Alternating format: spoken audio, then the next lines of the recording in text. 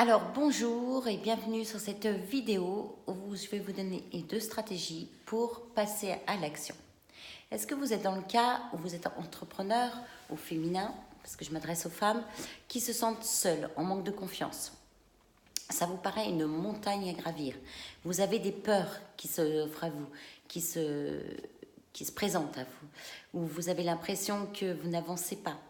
Vous tournez en rond, ça vous paraît difficile, vous procrastinez.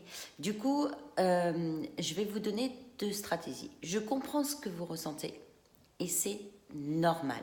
Quand on fait un changement de vie, quand on passe dans l'inconnu, quand c'est quelque chose de nouveau, je dis souvent c'est comme le vélo, j'en ai déjà parlé, mais c'est comme quand vous avez appris à faire du vélo, vous êtes tombé, vous êtes remonté dessus, vous êtes expérimenté, vous avez progressé pour réussir à faire du vélo naturellement. C'est la voiture, c'est pareil.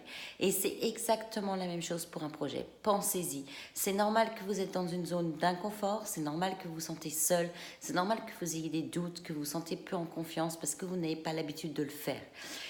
Ce que je vais vous donner comme stratégie, c'est aller chercher des ressources autour.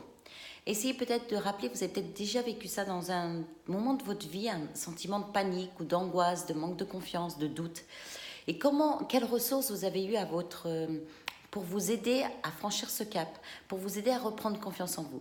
Allez chercher des ressources, ça peut être un accompagnement, un coach, ça peut être de lire un bouquin, d'aller chercher des informations, d'aller vous renseigner auprès des mentors, d'aller chercher l'information autre part, de vous faire accompagner. Mais allez chercher quelles seraient vos ressources pour ne pas vous sentir seul, pour reprendre confiance en vous et pour savoir par quel bout commencer, par exemple. Ou savoir comment faire, ou savoir comment vous y prendre. Alors, allez chercher la ressource. La deuxième stratégie, n'abandonnez jamais. Si votre projet a un sens, c'est pour vous quelque chose d'important.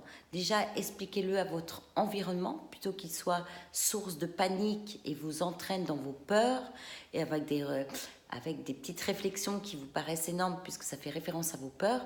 Allez expliquer à l'environnement en quoi c'est important pour vous, votre projet, pour quelles raisons vous le montez, par quel moment vous allez passer et ça ne sera pas facile, mais n'abandonnez jamais. Comme je dis, je disais l'autre fois, je voyais l'histoire d'Oprah Winfrey, qui a eu une enfance difficile, qui a été violée, etc., qui est une star mondiale maintenant, américaine, qui est à la télé. Même ses mentors lui disaient que lui ont dit, ses pairs de la télévision lui ont dit qu'elle n'était pas faite pour ça, qu'elle était nulle. Et là, je pense à une de mes clientes cette semaine qui est en apéro coaching. Elle se reconnaîtra peut-être qui manquait de confiance en elle parce que ses mentors dans l'éducation nationale lui ont dit bah non, vous n'êtes pas assez bonne. Et elle doutait d'elle. Et Oprah Winfrey, c'est exactement pareil ce qui lui est arrivé. Toutes les personnes qui ont réussi ont subi des échecs. Ford, qui est une marque de voiture mondialement connue maintenant, a subi 5 échecs d'entreprise avant de réussir et d'être connu. N'abandonnez pas. Si ça a du sens pour vous, si c'est important pour vous, n'abandonnez jamais. C'est normal ce que vous rencontrez comme c'est pas des échecs, c'est pas forcément des échecs, mais des embûches. Ça ne va pas être facile, mais c'est possible en tout cas. Alors, continuez à y croire, entourez-vous des bonnes personnes. Et si vous avez tendance à procrastiner, j'allais dire, je vois en coaching, en accompagnement encore aujourd'hui, hier, les personnes qui sont en train de lancer leurs projets, qui ont du sens pour eux. Alors il y en a certains, il a fallu qu'ils trouvent leur sens pour trouver leur projet, et puis une fois qu'ils ont leur projet, et bien ça paraît une montagne.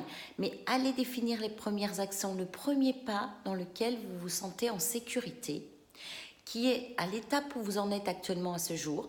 Allez choisir le prochain pas, le prochain petit pas qui vous fait avancer dans votre projet et dans lequel vous vous sentez en sécurité. Et allez planifier. Si vous avez tendance à procrastiner, il va falloir planifier. Je sais que si vous avez tendance à procrastiner, c'est que vous avez des peurs.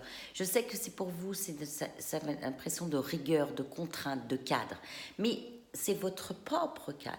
C'est votre propre, si c'est important pour vous, vous pouvez le mettre à votre image. Mais en tout cas, les planifier pour que ce soit pour vous quelque chose de possible et que ça avance au premier pas. Vous n'allez pas gravir la montagne d'un seul coup. Paraissez pas faire en un seul jour. Vous n'allez pas réussir votre projet, les résultats tout de suite. Il va falloir aller pas à pas, étape par étape. Alors, définissez-vous votre prochaine étape. Faites-la. Avancez. Et après, vous allez remonter la confiance et vous allez avoir des choses qui s'ouvrent à vous. Vous allez peut-être rencontrer des nouvelles personnes, apprendre des nouvelles choses, vous faire accompagner sur des choses où vous vous sentez moins à l'aise. En tout cas, voilà les deux stratégies que je voulais vous donner aujourd'hui. Mais j'en ai rajouté une troisième. Et ouais, donc la planification, si vous avez tendance à procrastiner, allez définir le premier pas. Allez vous chercher la ressource qui peut vous aider à vous sentir en sécurité, vous rassurer, mais allez chercher la ressource. Ne vous restez pas seul dans votre brouillard, ne restez pas seul en sachant ne sachant pas par quel bout commencer. Ne restez pas seul en doutant de vous. Allez vous faire accompagner par quelqu'un qui vous remonte, soit un coach, soit un bouquin, soit quoi que vous vouliez, mais faites-vous, allez chercher une ressource. Et la troisième chose, en planification, la ressource. Et la troisième chose, c'était... J'ai oublié.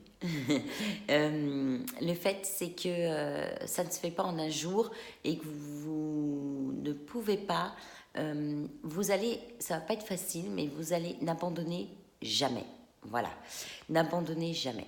Alors, je vous souhaite une merveilleuse journée. J'espère que cette vidéo aura une valeur pour vous. Je vous propose de vous accompagner et de vous offrir une séance de 30 minutes pour définir votre plan d'action, où vous en êtes, où vous souhaitez aller et comment vous allez faire votre plan d'action pour atteindre ça et votre premier pas. Donc, vous pouvez vous inscrire sur le lien que vous trouvez sur ce mail, sur le lien que vous trouvez en dessous de cette vidéo et vous pouvez aller vous inscrire immédiatement pour prendre rendez-vous. Mon agenda se remplit très très vite. Si c'est le moment pour vous, profitez-en et je vais vous offrir votre plan d'action en 30 minutes de rendez-vous avec moi. Alors, profitez de cet appel, je suis là et faites-vous accompagner pour avancer dans votre projet. Si vous avez tellement de courage, vous pouvez être fier de vous d'avancer, d'avoir ce projet et d'avoir le courage de le mettre en place. Alors, à bientôt, j'espère.